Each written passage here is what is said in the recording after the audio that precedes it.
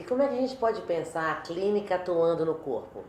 Então, acho interessante você estar perguntando essa questão, porque normalmente, né, no senso comum, as pessoas associam que o trabalho, né, analítico, que, que, que tem como perspectiva clínica, né, a questão corporal, ela necessariamente passaria por técnicas corporais. Quando, na verdade, eu estou aqui falando para você que a língua do vivo, ela não está colocada como uma expressão do corpo no sentido dessa matéria e ponto, né? É a vibração desse corpo que é a língua do vivo. Por isso eu falei de poesia, né? Falei qualquer manifestação, qualquer matéria de expressão, né? Ela porta qualquer arte, qualquer manifestação artística, ela porta uma língua do vivo nela, porque essa capacidade que o artista teve de captar algo que é invisível e que ele produz a partir do ato de criação alguma matéria que pode dar a ver esse invisível, né?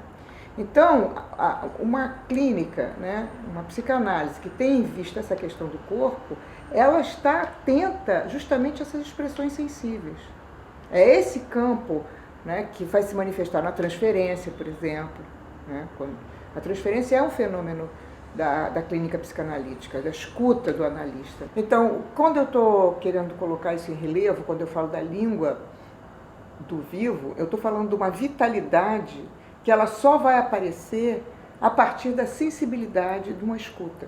Eu não estou falando de uma escuta que está reduzida ao que a gente entende, né, como escuta, mas daquilo que o Merleau-Ponty vai chamar de visão áptica, de uma capacidade áptica, que seria uma capacidade do corpo inteiro se tocar o objeto que ele quer conhecer, né, com todos os seus órgãos sensíveis.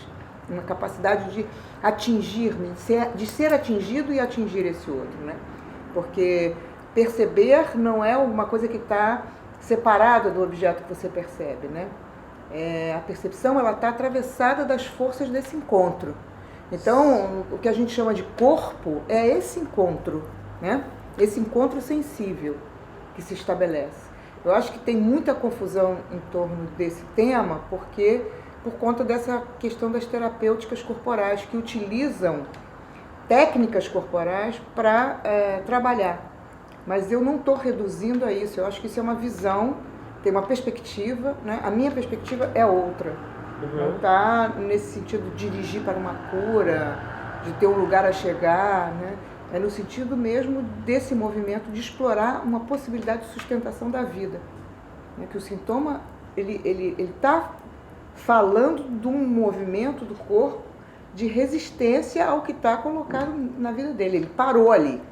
Então é preciso que haja uma possibilidade de conexão com aquele momento de parada, né, para que volte a uma motilidade, que a motilidade é justamente essa possibilidade de recepção da vida. Né? E qual é a ciência do analisando em relação a essa perspectiva? É o seguinte, isso é uma discussão antiga, inclusive, da filha do Freud, Freud, que ela queria que fizesse um trabalho onde você soubesse o que é o processo de análise. Sim. E a discussão com Melanie Klein passava muito por aí, né? Uma coisa que se antecipava a essa produção, como se não pudesse... Porque a proposta é uma escuta livre, né? Associação livre, espaço livre, quer dizer, o sujeito se manifestar na sua força vital. Então, se você ensina os percursos, você está determinando o caminho, né? É uma pedagogia e não uma psicanálise. Perfeito. E a outra coisa que eu queria acrescentar a isso é que, independente de qual é o referencial teórico, porque nesse sentido eu acho que o Freud tem construções, eu já disse isso antes, vou dizer de novo agora, que são geniais, e eu respeito muito a construção dele, né? Eu acho que ele é um campo aberto ainda a ser pesquisado, as construções que ele fez. Eu acho que a gente tem que mergulhar mais para desenvolver, porque a psicanálise é algo que vai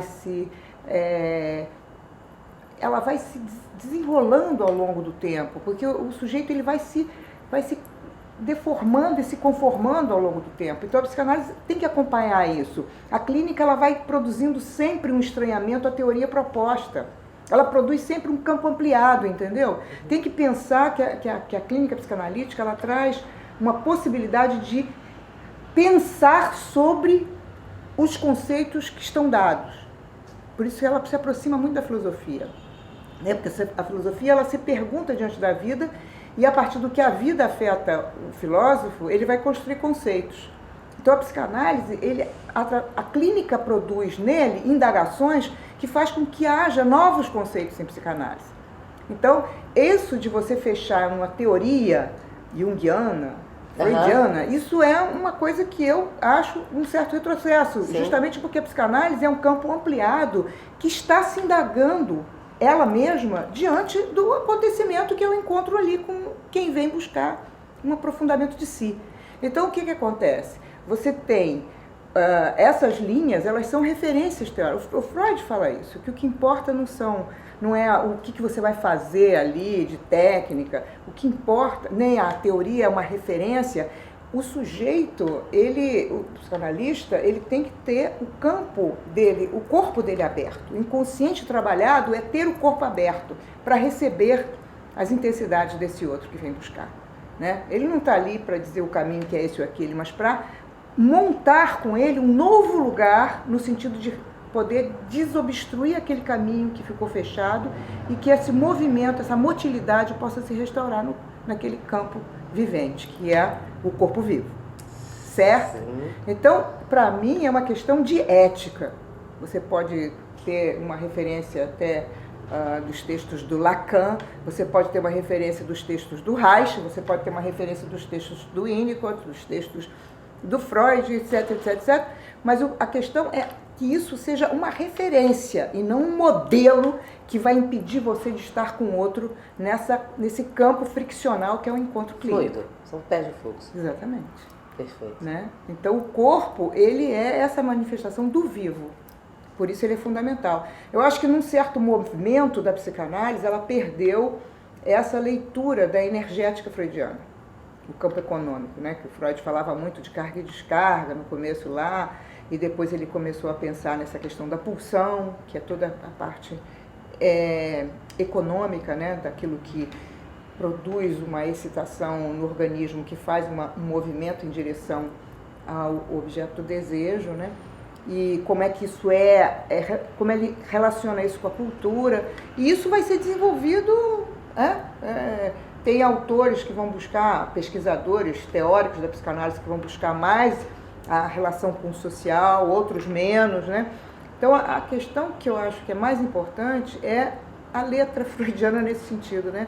Que ele diz claramente, a teoria serve como referência, apenas como referência. Sim. E não como um modelo. O grande problema que a gente tem é que eu acho que o fato da psicanálise ser um lugar de tanto estranhamento, de tanta surpresa, do desconhecido, é um encontro que você não sabe onde que você vai chegar. Sim.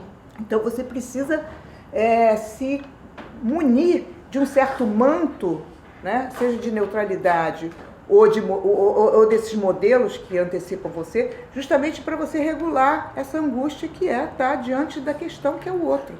Né?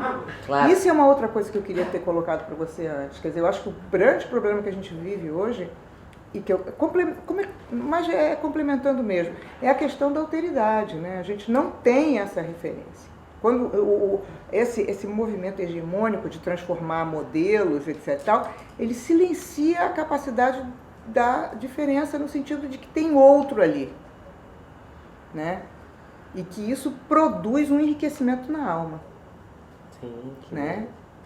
É essa potência do outro como enriquecimento da alma é que a arte faz, é que determinadas formas de trabalhar a clínica faz, né? Que é uma experiência de estesia, que transforma a tua capacidade de pensar a vida e produz espaços de oxigênio, né? Onde você pode buscar a possibilidade de afirmar a vida naquilo que ela traz de mais potente. Né? A vida é uma coisa incrível, cara. Daqui a pouco acaba. O que a gente faz com isso? Que lindo. Não é? Lindo.